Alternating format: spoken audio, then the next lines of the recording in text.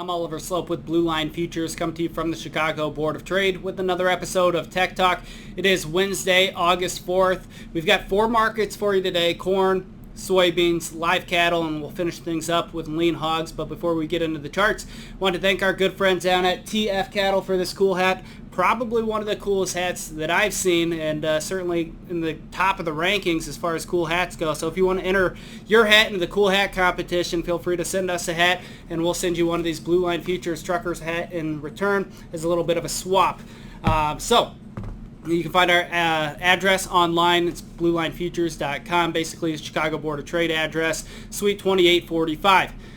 Now, corn chart, here we go. These are the lines that we had from the last Tech Talk that we did as this market continues to tighten up, coil in a wedge. And when we talk about coiling, you kind of think of it as a tightly compressed spring. And eventually we're going to get a bigger directional move once we break out or break down. What's going to be the catalyst to do that? Well, weather has obviously been a big one for us here recently. If some rains work through the northern plains, potentially that could break us down. On top of that, we've got a USDA report right around the corner, which could be a catalyst to give us a bigger directional move. We continue to lean a little bit on the bearish side, just on the seasonality aspect. We know that there's a lot of bad news out there, but I think a lot of that has been baked into the cake. Bad news travels a lot faster than good news as well. There's been some great areas in the eastern corn belt as well as a little bit further south that it's going, I think, broadly underreported. So it'll be interesting to see how it plays out, but leaning on the bearish side right now until we get a breakout above trendline resistance. That would neutralize our bias and probably give the bulls a little bit of a technical advantage, and we could start to see money flow and the volatility pick back up. Now, moving over to the soybean market. A little bit different, but not all that different. We were coiling, but yesterday we had the breakdown point below the 100-day moving average, and that really accelerated us lower towards that psychologically significant $13 handle, as well as trendline support that goes all the way back here from January. Previous support now becomes resistance. That's 1327 to about 1333. The bulls need to see consecutive closes or a conviction close back above that pocket to encourage additional relief from yesterday's lows to potentially take us back to the 50-day moving average or somewhere around there, which comes in near 1350 to that 1360 area. From there, I wouldn't be surprised to see the relief rally get sold into.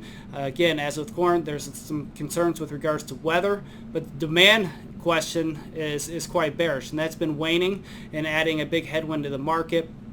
Break and close below trend line here could certainly accelerate things down towards these lows from back in the middle of June, which comes in closer to 1240, 1250. So that's what we're looking at for corn and soybeans. Jumping over to the livestock side of things, same type of deal. We're just kind of looking to sell rallies here, but this is more against technical resistance as well as a seasonality. August is typically pretty weak for livestock, specifically live cattle and lean hogs. There is a bearish live cattle seasonal that starts up August 11th. That's for the October contract. So we've got a bearish seasonal around the corner and against technical resistance. We've started establishing some short positions here recently. A break and close out above 130 would probably have us taking our medicine and moving on, but from a risk-reward standpoint, we like selling technical resistance and looking for a pullback towards the low end of the recent range.